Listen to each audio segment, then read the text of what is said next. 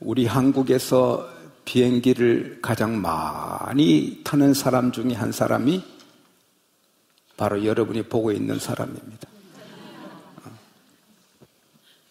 하도 비행기를 많이 타니 제가 3등석에 앉아 있어도 꼭 비행기 사무장이 찾아와서 깍듯이 인사를 합니다. 한 번은 제 아내와 미국으로 가는데 한 아기를 바구니에 든 대학생이 탔습니다. 아르바이트 하는 것입니다. 미국으로 입양되는 아기를 데려다 주면 공항에 내려서 약속한 몇백 불 돈을 받는 것입니다. 아기가 계속 웁니다. 이 남자 대학생이 어쩔 줄을 모릅니다.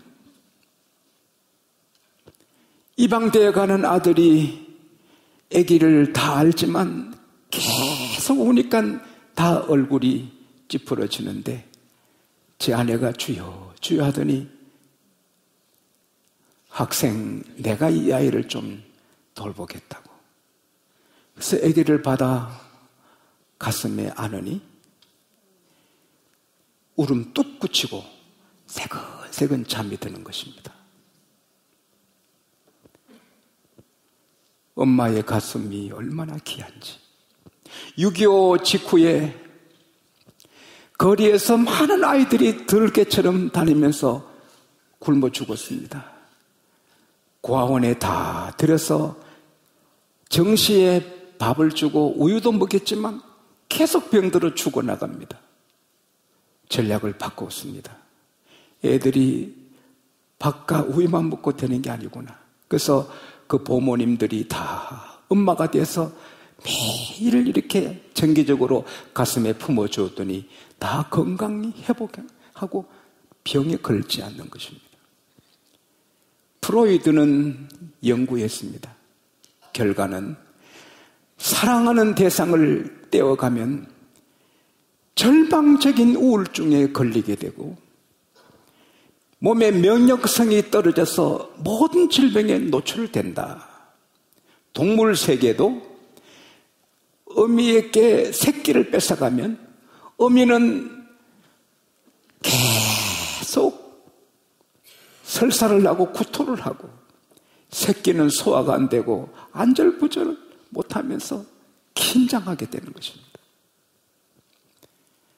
이렇게 사랑이 귀한데 우리나라는 아직도 매년 부모들이 낳아서 버리는 자녀들이 쏟아져 나옵니다. 해마다 1,000명 이상의 아이들이 해외로 입양돼 가고 5,000명 아이들이 국내에서 돌봄을 받습니다. 지금 세계에 나가면 중국 가서도 중국 사람은 대한민국이 지상낙원이라 하고 베트남 가나 필리핀 가나 심지어 미국에서도 한국이 부러워가지고 한국을 부러워하고 한국의 대통령을 영웅처럼 떠받들고 부러워하는데 이렇게 세계가 주목하는 대한민국이 아직도 고쳐야 되고 수정해야 될 부끄러운 부분이 많이 있는데 그 중에 하나가 아이를 낳아서 버리는 것입니다. 1993년 앵엘이라는 우리 한국에서 입양돼 간 여자 청년이 바젤에서 한 줄의 유서를 남기고 라인강에 몸을 던져 목숨을 끊었습니다. 그 단 한 절의 유언은 나는 친엄마를 찾아갑니다. 그리고 강에 몸을 던졌습니다. 입양된 아이들이 승리도 하지만 많은 아이들도 또 실패를 하는 것입니다. 스위스에서 복음을 전하는 김모 목사님, 뜻을 품고 입양돼 온 청년들을 일화로 초청했는데 70명이 왔습니다. 밥을 먹고 김치를 나누는데 한 청년이 흑흑흑흑 울더랍니다. 바로 이건데, 바로 이 냄새인데. 그래서 모두가 바라봅니다. 김 목사님이 무엇 때문이냐니까 바로 이건데요. 20몇 년간 내 코에 어떤 냄새가 자꾸 나를 끌어당겼는데 이제 보니 김치 냄새라고, 이 냄새인데. 그렇게 울더랍니다. 김치 먹을 때마다 감사하시기 바랍니다.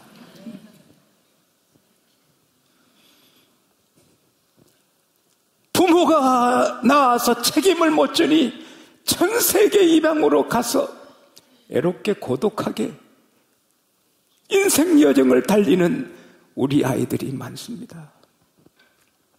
지금 또 생생하게 제게 떠오르는 한 일이 있습니다.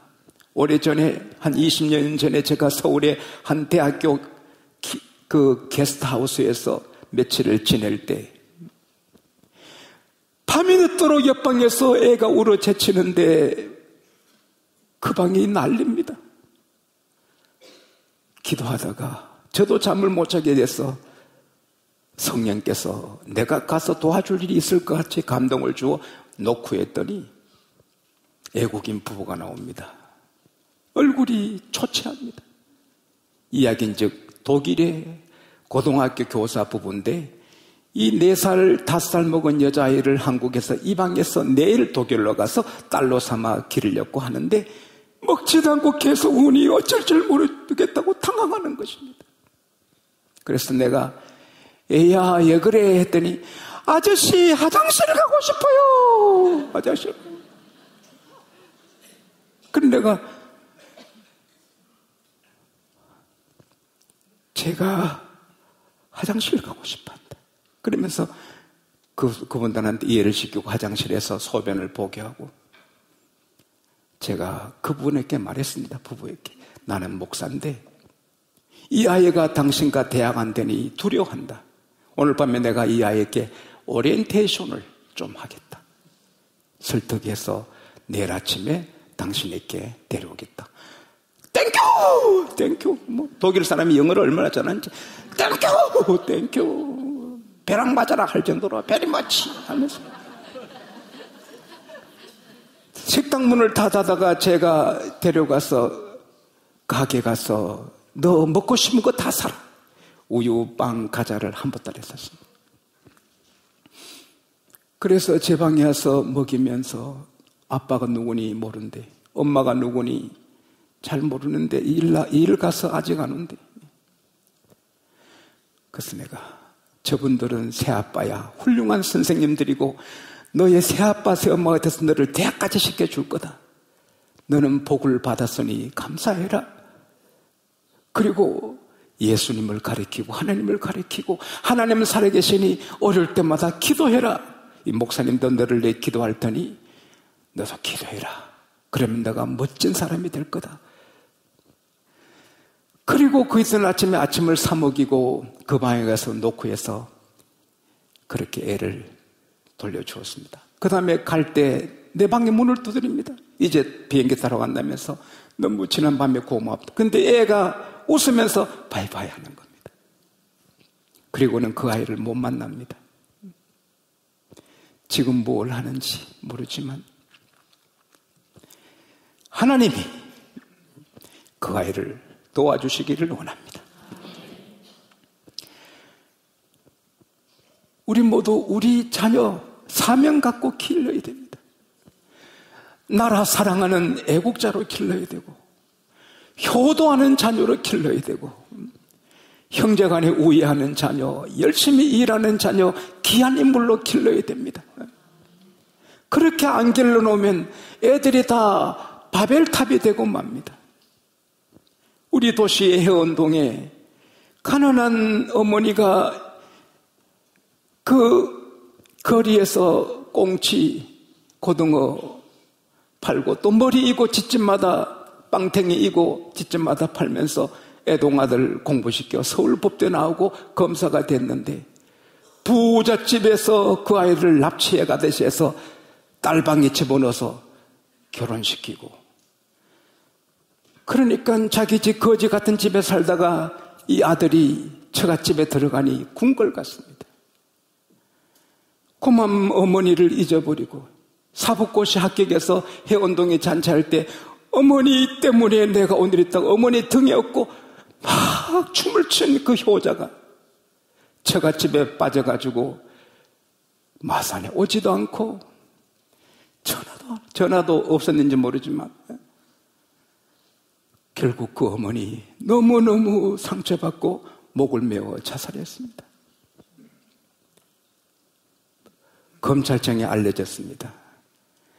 그렇게 자식을, 부모를, 어머니를 돌아보지 않았느냐, 창피하다면서 압력을 받고 검사에서 쫓겨나왔습니다. 어머니들이요, 자식 사랑 오래오래 받으려면 장가 드리면 안 됩니다. 나도 그걸 절감합니다. 장가를 안 드려야 됩니다. 여기 또 우리 도시의 한 청년은 공부해서 서울법대 나와서 또 검사가 됐습니다. 근데 하루는 하루 쉬는 날 아내 가계부를 이렇게 좀 검사했습니다. 검사는 검사를 잘합니다. 촌년 용돈 얼마? 매달 촌년 용돈 얼마? 촌년이 누구냐? 매달 용돈이 나갑니다. 여보, 촌년이 누구냐? 시어머니를 촌년이라고 적었습니다.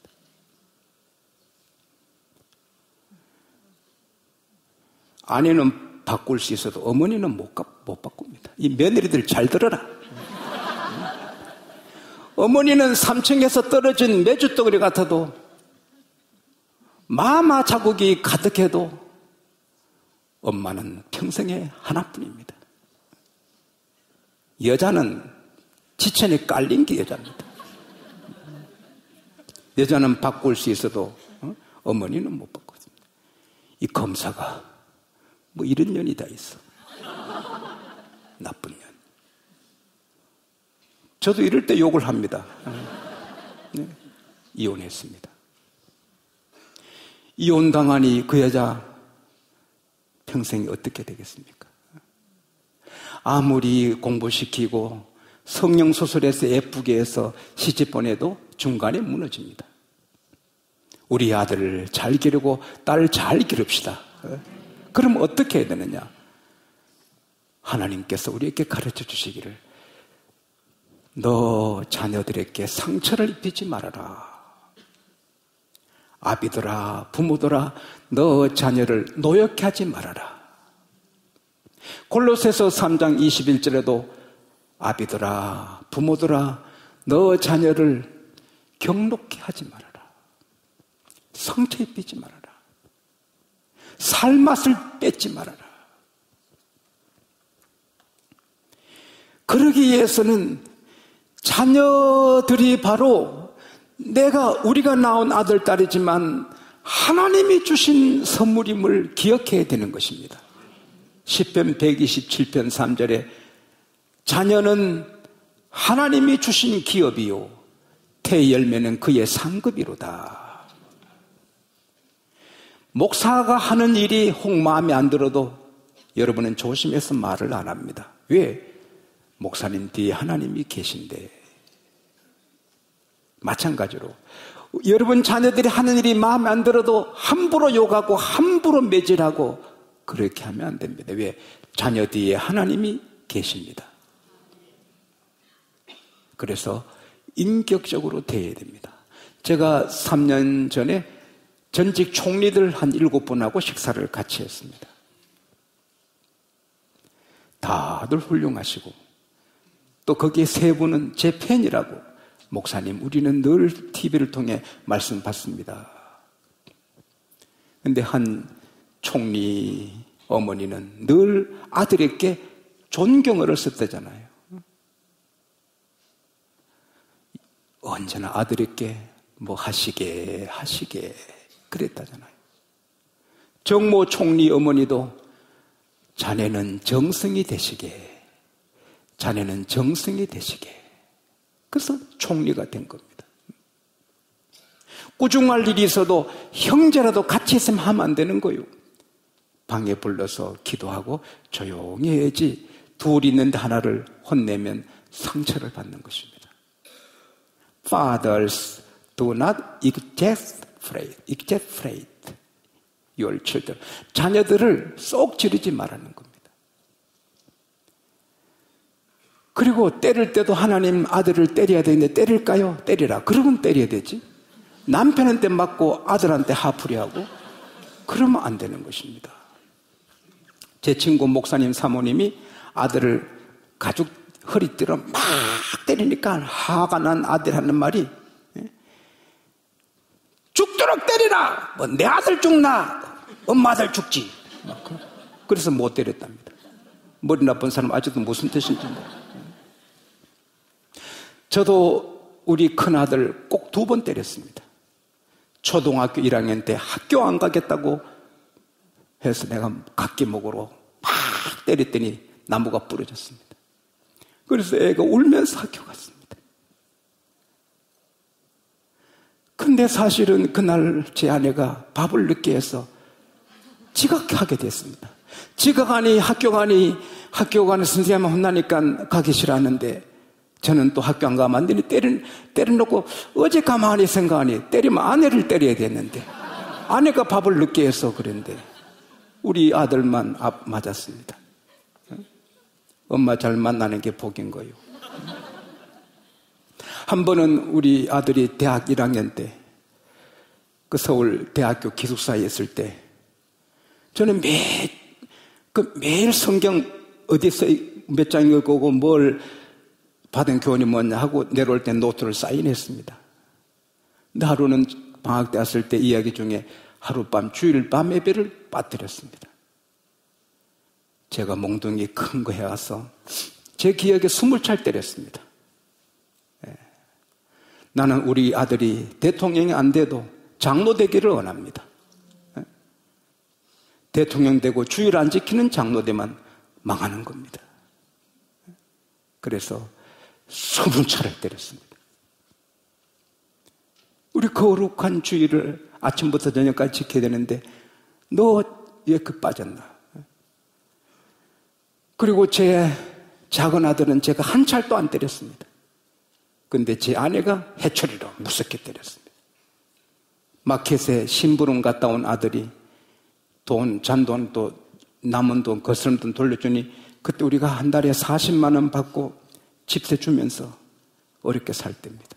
우리 양곡계가 적었습니다. 돈이 뭐 150원인가 200원이 부족한 걸 집사람이 알아내고는 검사도 아닌데 잘 알아가지고 너 돈이 모자란다. 모르는데 그런데 뭐 묻었습니다. 오다가 상가 아파트 앞에서 길에서 샌드위치 이렇게 만들어 파는 거 뭐 150원짜리인가 200원짜리 하나 사 먹고 와서 입술 닦았는데 입은 닦고 옆을 안 닦은 겁니다. 거짓말 했다고 제 아내가 해초리로 우리 성찬이를 때렸습니다. 나는 가끔 생각하면 막 가슴이 미어집니다. 목사의 서러움이 있었습니다. 애들한테 우리 아들 대학 다닐 때까지 메이커 있는 옷, 신발 못 사줬습니다. 평생의 오뎅으로 반찬 도시락 해주고. 근데 우리 아들 그 샌드위치 하나도 사주지 못하고 예배 노릇했습니다. 어쨌든 성찬이 그때 맞았습니다. 매질을 하든 꾸중하든 지혜롭게 해야 될 줄 믿습니다. 아들에게 상처를 주지 않고 화나지 않게. 그리고 가장 중요한 것은 우리가 삶의 모범을 보이는 것입니다. 오늘 학교에서 1진, 2진, 3진 폭력에 가담한 애들, 걔들 나쁜 것 아닙니다. 엄마는 엄마대로 딴짓하고 다니지. 아빠는 아빠대로 딴짓하고 다니지. 집에 가기도 싫고 화가 나는 것입니다. 자식들은 부부가 싸우면 뛰쳐나가고 싶은 것입니다. 아빠는 더럽게 살고 엄마도 복잡하게 살고, 아니 이놈의 죽고서 왜 내가 태어났나. 그래서 막 되는 대로 살고 선생님도 때리는 것입니다. 부모가 귀하게 사는데 어떻게 그런 자식이 나옵니까? 자녀를 위해서도 우리가 귀하게 살아야 될 줄 믿습니다. 그리고 주의 교양과 훈계를 양육하라 했습니다. 교양은 훈련하는 것을 말합니다. Fathers, do not exasperate your children. Instead, bring them up in the training. 훈련을 해라는 겁니다.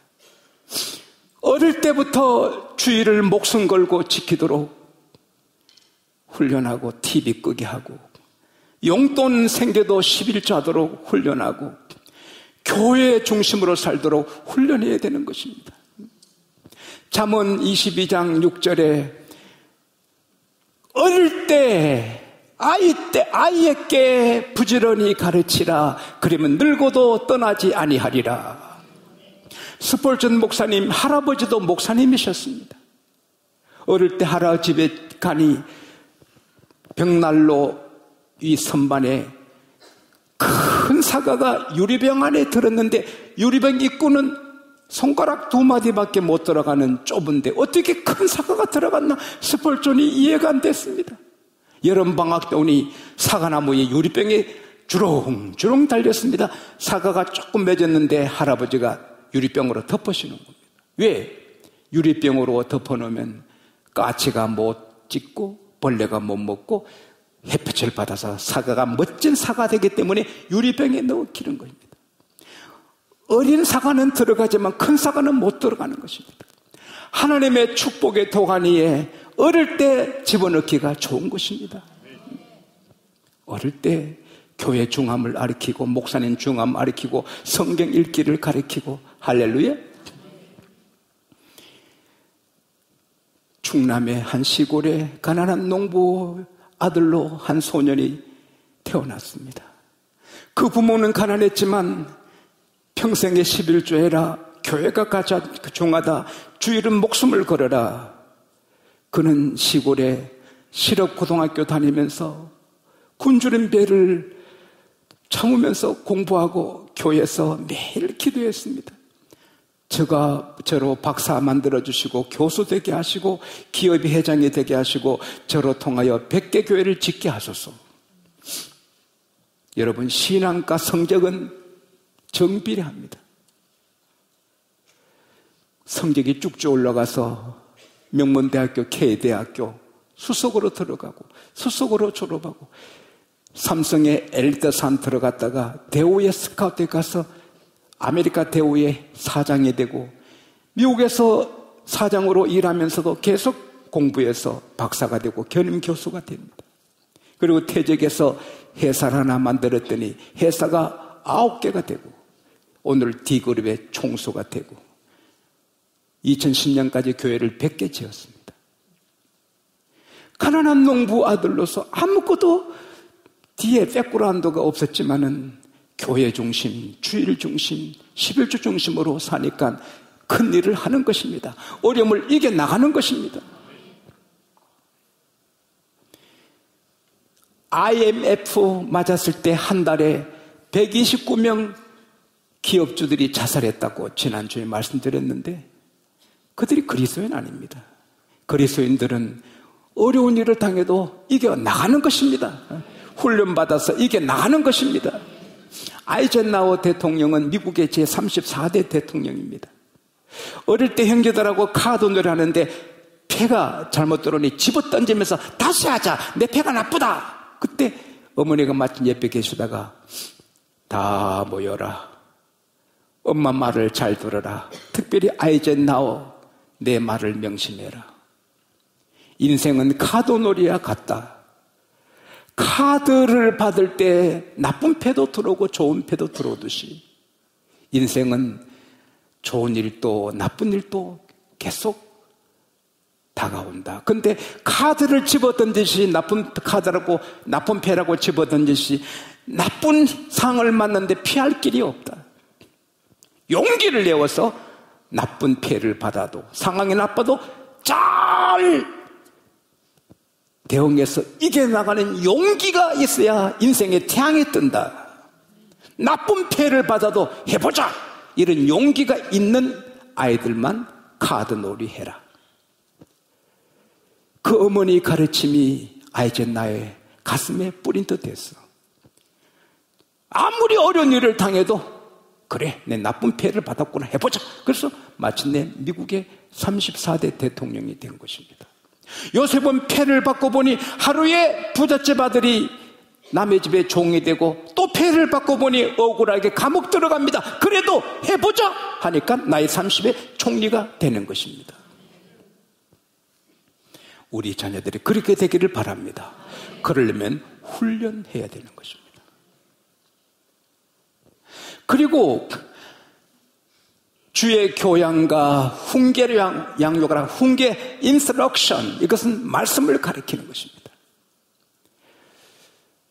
스탠포드 대학에서 캘리포니아 25만 명의 초중 학생들 중에 IQ가 135가 넘는 영재들만 1519명을 추적 조사해서 69년간 조사했습니다. 결론은 IQ가 135가 넘는 영재들 1519명 중에 판사, 주 정부의 의원이 된 몇 사람뿐이고 다 별 볼 없는 사람이 되어 사는 것입니다. 이 스탠포드 연구실의 결론은 머리 좋다고 인생에 성공하는 게 아니다. 인생의 성공은 인격이 있어야 되고 성품이 좋아야 되고 어떤 어려움을 만나도 헤쳐나갈 적응력이 있어야 성공한다. 그러나 저는 거기에 하나 더 붙입니다. 인생의 성공은 하나님께 있다. 사무엘상 2장 6절에서 9절에 보면은 여호와는 죽이기도 하시고 살리기도 하시고 음부에 내리기도 하시고 올리기도 하시고 여호와는 가난하게도 하시고 부유하게도 하시고 낮추기도 하시고 높이기도 하시는도다. 가난한 자를 진토에서 일으키시고 빈핍한 자를 걸음터에서 드시사 귀족들과 함께 앉게 하시고 영광의 일을 주시는도다. 하나님은 걸음터에 앉은 머슴도 왕이 되게 하시는 것입니다. 신명기 28장 1절 우리 아이들이 집에 올 때마다 명절 때마다 제가 읽어서 기도해 줍니다마는 너가 삼가 여호와의 말씀을 듣고 오늘날 내가 너게 명하는 그 계명을 지켜 행하면 여호와께서 너를 세계 모든 민족에 뛰어나게 하리라. 걸음터에 있든 진토에 있든 학교를 했든 안 했든 하나님 말씀에 순종함 하나님이 높여주시는 것입니다. 그래서 어릴 때부터 말씀을 가르치야 하는 것입니다.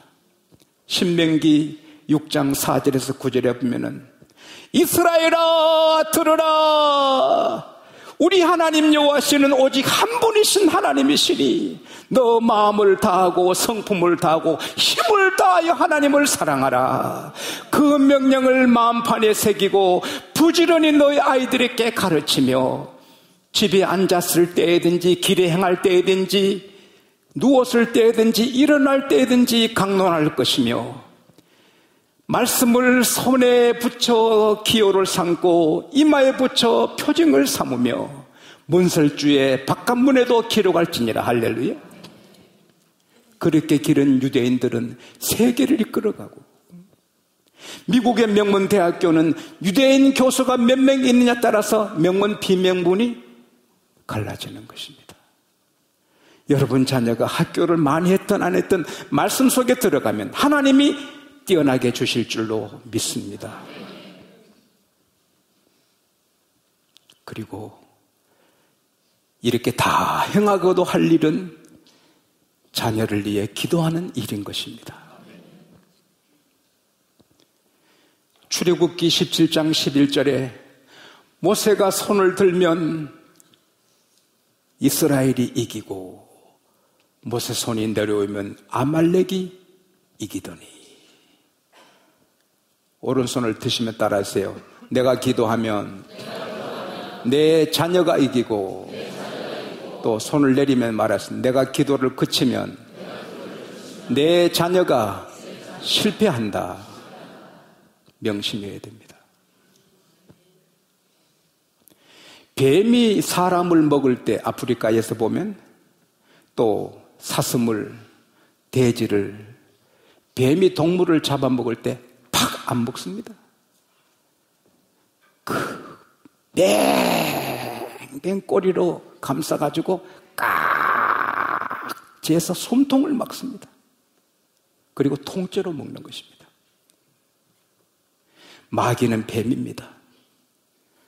여러분 아들, 딸들을 마약으로, 쾌락으로, 게으름으로, 그래서 슬슬 감아가지고 딱 감으면 자녀가 나갈 수가 없습니다. 자녀 힘으로 마약에서, 방탕에서 나올 길이 없습니다. 그래서 자녀들은 마귀의 밥이 되는 것입니다. 울컥 삼키는 것입니다. 고양이가 쥐를 먹을 때 금방 팍 잡아 안 먹습니다. 팍 잡아놓고는 놔줍니다. 그러면 쥐가 하나 확 뛰어나가면 또 어디를 가? 팍 잡습니다. 또 놓으면 막 쥐가 막 살펴다가 팍 되면 또 팍 잡아가죠. 그래서 실컷 갖고 놀다가 먹는 것입니다. 고양이한테 잡힌 쥐는 도망 못 갑니다. 도망 못 갑니다. 마귀는 아주 악한 깨가 있어서 여러분 아들, 딸이 마귀가 잡으면 주일 밤에 안 나와, 3일에 안 나와, 주일 또 빠뜨려, TV 좋아하고 세상 좋아하다가 나중에는 쏙 먹히는 것입니다. 그 이길 힘이 없습니다. 그러나 그 아이가 기도하고 부모가 기도하면 하나님이 마귀를, 뱀을, 고양이를 풀어주시는 것입니다. 기도뿐입니다. 서울에 있는 제 여동생이 남편도 이제는 그 회사에서 아주 중력이 됐습니다. 또 여동생도 빌딩을 2개 갖고 아주 잘 달리고 있습니다. 근데 걔가 어릴 때, 걔 아들이 어릴 때 병원에 매일 출근했습니다. 매일 의사한테 치료받고 약 먹어도 6개월을 지나가도 회복이 안 됩니다. 하루는 제 여동생이 제 어머니한테 엄마 강연이 때문에 죽겠어 약 먹어도 안 돼, 병 먹어도 안 돼. 우니까 어머니가 정신 차려라, 병원만 가지 말고 앉으며 일어서며 주여 주여 해라. 그때 제 여동생이 애를 위해서 매달렸는데 애가 깨끗이 나왔습니다. 지금은 얘가 몸이 얼마나 멋진지, 정말 멋진 아이가 집안에 하나 나온 겁니다. 아이가 아프면 부모의 죄가 있을 것입니다. 그 어린아이가 무슨 죄를 지었습니까? 부모 신앙이 식었고 하나님이 뺨을 치고 싶으니 그 새끼를 뺨칠 수 있습니다. 꼭 그런 건 아니지만 부모가 하나님의 사랑을 받으면 천대까지 복을 받습니다.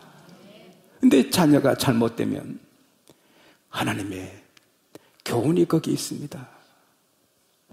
이놈의 자식, 너가 내 속을 썩이니 너도 속 썩어 봐라.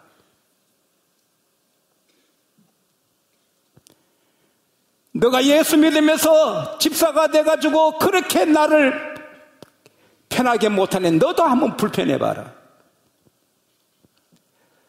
그래서 집안에 아이들이 뜻대로 안 되면 하나님 앞에 우리를 살피고 기도해야 될 줄 믿습니다.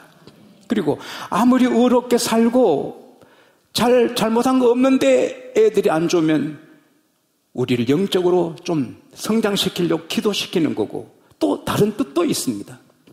지난주에 오신 우리 교회 강단에서 지난주일 밤에 말씀 전하신 목사님은 대통령의 가까운 친구이십니다.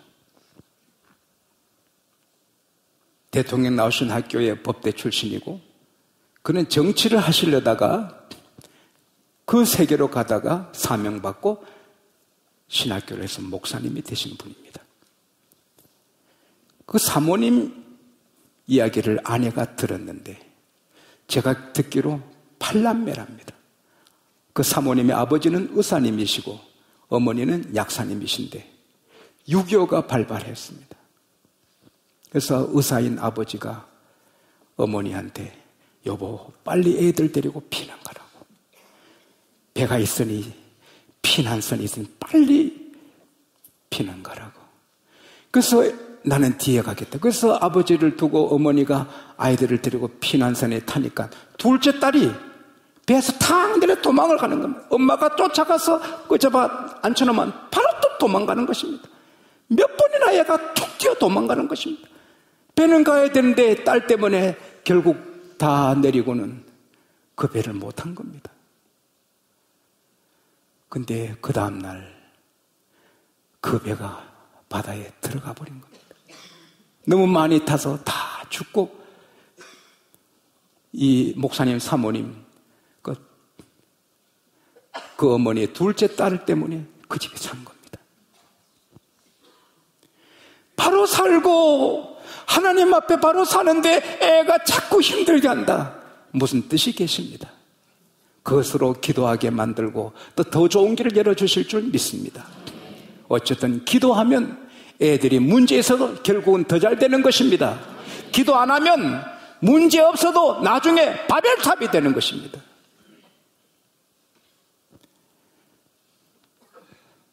우리 자녀는 세상을 100개 줘도 못 바꿨습니다. 지구만한 금덩어리 줘도 우리 아들 딸하고 못 바꿉니다. 이런 귀한 보배로운 자녀들 상처 주지 않고 잘 기르고 믿음으로 훈련하고 말씀으로 기르고 기도해서 여러분 자녀 제 자녀 중에 하나도 마귀의 밥이 되는 자가 없고 하늘의 별처럼 빛나는 인물 되어 세상을 밝히고 나라를 세우고 하나님께 영광 돌리는 축복이 있기를 축원합니다. 하나님 아버지 고맙습니다. 오늘 어린이 주일에 지혜로운 부모가 되어 자녀를 잘 양육해라 말씀해 주시니 감사합니다. 우리 자녀들 말씀으로 잘 양육해서 하나님의 빛나는 자녀들이 되는 축복을 누리게 해 주십시오. 예수님 이름으로 기도하옵나이다. 아멘.